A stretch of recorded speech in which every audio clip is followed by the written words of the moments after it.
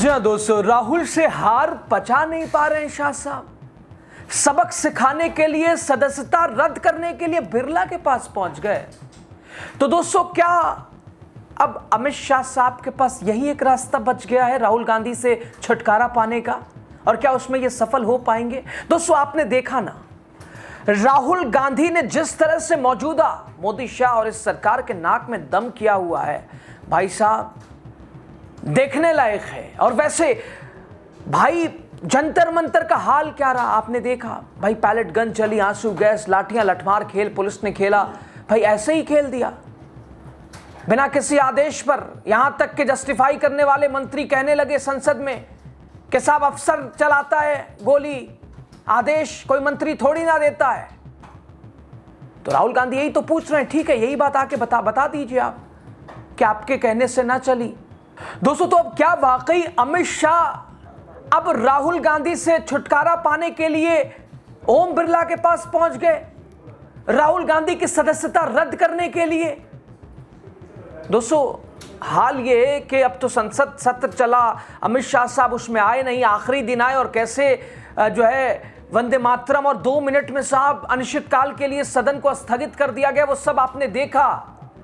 लेकिन राहुल गांधी उसी शाम आकर उन्होंने बता दिया कि हम पगला के रखेंगे अमित शाह को, छोड़ेंगे नहीं, छोड़ने वाले नहीं हैं।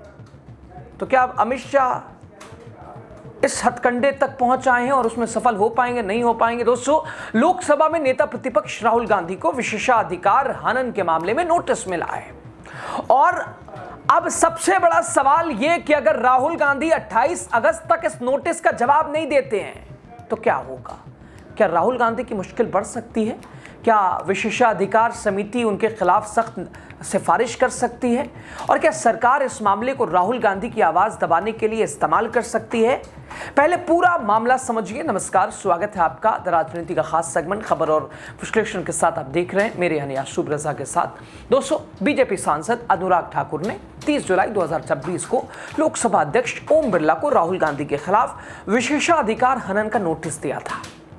आरोप यह लगाया गया कि सार्वजनिक परीक्षा अनुसूचित साधनों की रोकथाम संशोधन विधेयक 2026 पर बहस के दौरान राहुल गांधी ने केंद्रीय गृह मंत्री अमित शाह के खिलाफ कथित तौर पर असंसदीय और अपमानजनक भाषा का इस्तेमाल किया और गंभीर आरोप लगाए। इसके साथ ही नियम 353 का हवाला दिया गया। अब लोकसभा की विशेषाधिकार समिति ने राहुल गांधी से जवाब मांगा है और उन्हें 28 अगस्त तक अपना पक्ष रखने का समय दिया गया है। यानी अभी कहानी खत्म नहीं हुई है, बल्कि असली सवाल तो अब शुरू होता है। राहुल गांधी अगर जवाब देते हैं तो समिति उनके जवाब, लगाए गए आरोप, सदन की कार्यवाही को देखकर आगे बढ़ सकती है। लेकिन अगर राहुल गांधी जवाब नहीं देते हैं तो यह समझना जरूरी है कि सिर्फ जवाब न देने से उसी वक्त उनकी लोकसभा सदस्यता खत्म नहीं हो सकती या हो जाती है। विशेषाधिकार समिति के पास मामले की जांच करने और अपनी रिपोर्ट देने की प्रक्रिया है। लोकसभा के नियम 227 के तहत स्पीकर किसी विशेषाधिकार के सवाल को विशेषाधिकार समिति के पास जांच पड़ताल और रिपोर्ट के लिए भेज सकते हैं। यानी समिति ये देख सकती है कि यह आरोपों में कितना दम है, राहुल गांधी का पक्ष क्या है, सदन की कार्यवाही में वास्तव में क्या हुआ, क्या किसी संसदीय नियम या विशेषाधिकार का उल्लंघन हुआ? और यहीं से सरकार से भी बड़ा सवाल पूछा जाना चाहिए। अगर सरकार को लगता है कि राहुल गांधी ने नियम तोड़ा है तो पूरी प्रक्रिया निष्पक्ष तरीके से क्यों नहीं चले? राहुल गांधी को अपना पक्ष रखने का पूरा मौका क्यों नहीं दिया जाना चाहिए? क्योंकि संसद सिर्फ सरकार की बात सुनने की जगह नहीं है। संसद में विपक्ष को सरकार से सवाल पूछने, सरकार की नीतियों पर हमला करने, गंभीर मुद्दे उठाने का अधिकार है। हां, संसद के भीतर भी नियम है। नियम 353 में साफ तौर पर कहा गया है, किसी व्यक्ति या मंत्री के खिलाफ गंभीर आरोप लगाने के लिए पर्याप्त आधार और निर्धारित प्रक्रिया का पालन जरूरी है। गंभीर आरोप लगाने से पहले संबंधित प्रक्रिया और पूर्व सूचना का प्रावधान भी है। लेकिन सवाल ये कि हर तीखे राजनीतिक आरोप को विशेषाधिकार का मामला बताकर विपक्ष की आवाज को दबाया जाएगा। क्या संसद में सरकार से तीखे सवाल पूछना ही विशेषाधिकार का उल्लंघन माना जाएगा? और अगर ऐसा है तो फिर संसद में विपक्ष बचेगा कहां भाई? विपक्ष की जरूरत कहां होगी? विपक्ष आपकी नाकामियों को बता नहीं सकता तो क्या फायदा विपक्ष का? साहब विपक्ष पक्ष दोस्तों, एक चीज यहां पर आप गांठ बांध लीजिए कि देश को चलाने में, देश सुचारू चले, देश विकसित हो, देश उन्नति प्रगति करता रहे, तो जितनी भूमिका सरकार की होगी इसमें, उससे कम विपक्ष की भूमिका नहीं होती दोस्तों। और सदन चलने में जितनी भूमिका अगर विपक्ष की होती है, उससे ज्यादा भूमिका सत्ता पक्ष की होती है। हर दिन 9 करोड़ देश की जनता का तो बर्बाद कर दिया ओम बिरला साहब ने। इनको दीजिए इनाम लाकर, देश की जनता का पैसा लुटाने और बर्बाद करने के लिए साहब 2 मिनट में स्थगित करने वाले सदन को। सवाल ये कि लीडर ऑफ ऑपोजिशन अपनी बात अगर रखता है, वो तो सीधा पूछता है ना भाई कि बताइए अमित शाह साहब, स्टूडेंट को शूट करने का किसने ऑर्डर दिया? जवाब है ये Delhi police, RF, RPF, paramilitary, ये जो एक्शन लेते हैं ये कहां से लेते हैं? अपने मन से ले लेते हैं क्या? तो यही तो पूछ रहे राहुल गांधी। 2 ही विकल्प है साहब, तीसरा कोई विकल्प नहीं। या अमित शाह साहब ने आदेश दिया, कमान उन्हीं के हाथ में, गृह मंत्री हैं, या उन्होंने नहीं दिया। तो नहीं दिया तो फिर राहुल गांधी उन्होंने कहा कि अयोग्य है। तो ये तमाम सवाल और यही बात आकर भाई डिनाई करना चाहिए। कैसे कह दिया राहुल गांधी ने? अमित शाह साहब आते सदन में, जवाब देते, कहते कि नहीं ऐसा कैसे, हमने कैसे आदेश दिया, क्यों दिया, कैसे आपने कह दिया? समय था, मौका था, महल था, तो आप सदन में तो आए नहीं, आपने बताया नहीं। और अब विशेषाधिकार हनन। तो साहब जब यही बात है, जब आपसे सवाल नहीं पूछा जा सकता तो बंद हटाओ विपक्ष को। विपक्ष की जगह ही कहां है, भूमिका ही क्या है? सब आप ही के हिसाब से चलेगा। दोस्तों आज मामला राहुल गांधी का है, कल किसी दूसरे विपक्ष के सांसद, विपक्षी सांसद का हो सकता है। आज आरोप कि राहुल गांधी ने गृह मंत्री अमित शाह के खिलाफ नियमों के मुताबिक पूर्व सूचना नहीं दी। लेकिन अगर कोई विपक्षी सांसद सरकार से कोई बेहद गंभीर सवाल पूछता है और सत्ता पक्ष उसे भी विशेषाधिकार का मामला बना दे तो, और यही वजह कि इस मामले को सिर्फ राहुल गांधी बनाम बीजेपी के रूप में नहीं देखा जाना चाहिए, इसे संसद में सरकार और विपक्ष के अधिकारों के सवाल के रूप में देखा जाना चाहिए। अब वापस आते हैं उस सवाल पर कि आगे राहुल गांधी 28 अगस्त तक जवाब अगर नहीं देते हैं तो क्या होगा। ठीक है, सबसे पहले समिति के सामने उनको जवाब न देना उनके खिलाफ एक प्रतिकूल परिस्थिति के तौर पर देखा जा सकता है, लेकिन ये अपने आप में दोष सिद्ध होने के बराबर नहीं है। समिति उपलब्ध रिकॉर्ड और दूसरे पक्ष की बात के आधार पर आगे बढ़ सकती है। इसके बाद समिति अपनी रिपोर्ट लोकसभा के सामने रख सकती है, और अगर समिति किसी कार्रवाई की सिफारिश करती है तो मामला आगे सदन की प्रक्रिया में जा सकता है। यानी रास्ता लंबा है, सीधे नोटिस से सीधे सदस्यता खत्म होने की बात करना गलत होगा, और यही बात सरकार को भी स्पष्ट करनी चाहिए।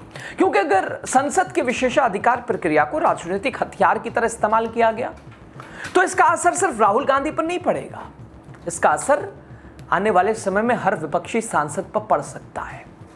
दोस्तों जैसा कि मैंने आपको पहले बताया, फिर अपनी बात रिपीट करता हूं, देश को सुचारू और देश के सदन की कार्यवाही को सुचारू चलाने में जितनी भूमिका विपक्ष, उससे ज्यादा भूमिका सत्ता पक्ष की है, सरकार की है। और एक महत्वपूर्ण बिंदु यहां ये कि इस देश के लिए दोनों ही जरूरी है, चाहे सत्ता हो चाहे विपक्ष हो, सत्ता पक्ष या विपक्ष। लेकिन यहां तो भाई साहब मौजूदा मोदी सरकार विपक्ष को कुछ समझती नहीं है। कौन है विपक्ष उसके सामने? कौन है राहुल गांधी? ऐसे बीजेपी के छोटे मोटे सांसद राहुल गांधी से ऐसे मुखातिब होते हैं जैसे वो ऐसे ही किसी सड़क छाप से बात कर रहे हैं, लेकिन उन्हें पता नहीं, उन्हें प्रधानमंत्री मोदी के बाद सबसे बड़ा पद राहुल गांधी के पास, लीडर ऑफ ऑपोजिशन, और वो भी देश की जनता ने उन्हें दिया है। सवाल पूछना, आपकी सरकार से सवाल पूछने के लिए उन्हें बिठाया गया है। संसद में सरकार से सवाल पूछने वाला हर सांसद यह सोचने लगेगा कि भाई कहीं उसके सवाल को विशेषाधिकार मामला बताकर उसके खिलाफ कार्रवाई तो नहीं शुरू कर दी। राहुल गांधी के साथ अगर आज ये हो रहा है तो, और लोकतंत्र में सबसे खतरनाक स्थिति यही होगी दोस्तों, जहां विपक्ष बोलने से पहले डरने लगेगा। और इसलिए आप देख सकते हैं, डर के मारे अच्छे भाई कल तक खिलाफ खड़े रहने वाले, आपकी विचारधारा अलग हमारी अलग, लेकिन जब डर सामने आ जाए तो साहब वही आके इधर आके नतमस्तक हो जाते हैं। ममता दीदी वाला उदाहरण है आपके सामने, मोदी शाह से दो टूक भिड़ने वाले सायोनी घोष जैसे, इसके अलावा तमाम बड़े मजबूत चेहरे। डर ही तो है कि आकर आज उनके कदम से कदम मिलाकर खड़े हैं। और इसलिए राहुल गांधी के मामले में असली परीक्षा सिर्फ राहुल गांधी की नहीं है, असली परीक्षा लोकसभा की संसदीय परंपरा की भी है दोस्तों। सरकार के पास बहुमत हो सकता है, लेकिन लोकतंत्र में बहुमत का मतलब यह नहीं कि विपक्ष की आवाज कमजोर कर दी जाए। सवाल पूछना विपक्ष का काम है और सवालों का जवाब देना सरकार की जिम्मेदारी है। आप बताइए, सरकार से सवाल जिस तरह से विपक्ष ने मौजूदा पूछा है, नाक में दम किया है, क्या आंख मिलाने की इस देश के सामने है इस सरकार में जुर्रत, हिम्मत? जनजी इस देश का देखिए, उन्हें आतंकवादी कहने वाले आखिर इन्हीं के आगे क्यों झुके? पाकिस्तानी कहने वाले इन्हीं को आखिर इन्हीं के आगे क्यों झुकना पड़ा? और उनके ऊपर पैलेट गन चलाना, लाठियां बरसाना, ऐसे बर्ताव करना जैसे ये न जाने कौन है, ये देश के लिए खतरा है सबसे बड़ा। और इसी का तो जवाब राहुल गांधी विपक्ष मांग रहा है। कैसे, किस अधिकार से आपने ये कर दिया भाई? प्रदर्शन आज से पहले भी हुए हैं, संसद मार्च आज से पहले भी हुआ है, एक मुश्किल से वाटर कैनन का इस्तेमाल बामुश्किल। खैर बहरहाल अब देखना यह होगा 28 अगस्त को राहुल गांधी क्या जवाब देंगे। और दोस्तों उससे भी बड़ा सवाल कि विशेषाधिकार समिति इस पूरे मामले में कितनी निष्पक्षता से आगे बढ़ती है, क्योंकि संसद की गरिमा सिर्फ नियमों से नहीं बचती। संसद की गरिमा तब बचती है जब विपक्ष सवाल पूछता है, विपक्ष को सवाल पूछने का अधिकार मिलता है, और तभी गरिमा बचती है जब पक्ष और विपक्ष दोनों एक समान नजर आए। लेकिन आज के हालात आपके सामने है, स्थिति और तमाम तस्वीरें। ओम बिरला साहब का राहुल गांधी से मिलना, नेता विपक्ष से मिलना, नेता विपक्ष के सामने पेश आना, और इधर भारतीय जनता पार्टी के किसी छोटे से नेता के सामने खड़ा होना, अंतर आपके सामने। तो पक्ष विपक्ष कौन, ओम बिरला न्यूट्रल पद पे बैठे हुए कहाँ हैं, किधर उनका झुकाव है, बेहतर आप जानते हैं। खैर बहरहाल 28 अगस्त का दिन महत्वपूर्ण है, जब राहुल गांधी जवाब देंगे, कैसे देंगे, क्या देंगे, निष्पक्षता कितनी समिति यहाँ पर दिखाती, ये सबसे महत्वपूर्ण बिंदु है। बहरहाल खबर पे आपकी जो कुछ राय हो दीजिएगा। बहुत बहुत आपका शुक्रिया।